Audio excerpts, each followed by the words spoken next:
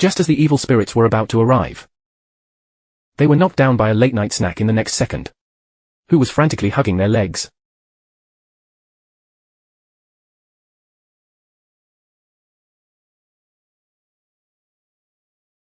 This is the latest fantasy film of the year.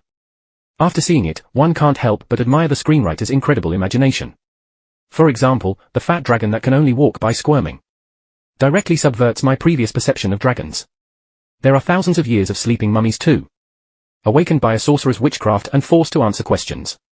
In addition to these strange and magical creatures, the movie also tells a more interesting story.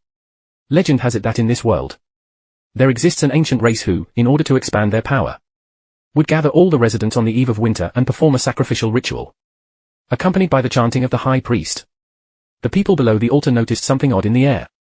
All the onlookers were completely unaware that it was a conspiracy, with the high priest holding the magic dragon horn high in the air.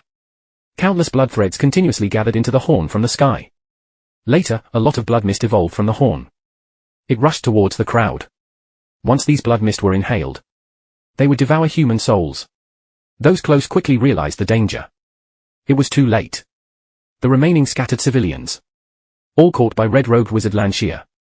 It turned out that their true goal was to enslave humanity, as people into zombies, to build an undead army and conquer the country, advancing their race.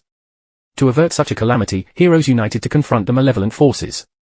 In addition to the royal army, there were also druids hidden among the people who also contributed their strength.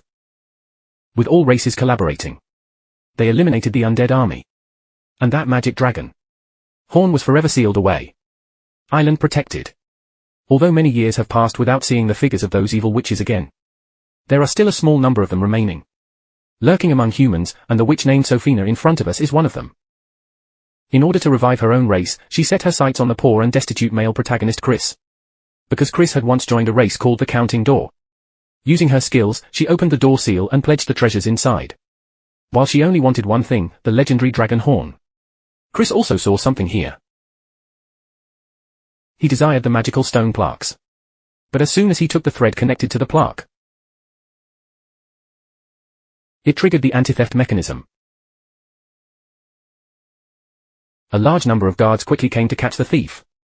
Sophia cast a spell, stunning several guards, but didn't realize the archers had already surrounded them. During the crisis, Sophia once again activated her time-stop spell, blocking attacks from several people. As the magical power continued to expand, teammate Bolton stayed behind to cover their escape. Was also trapped within it. Parasites, the cost of being too powerful. Chris had to abandon his teammates helplessly. Unfortunately, he tripped on a wine glass while evacuating. He, too, was under the time imprisonment magic.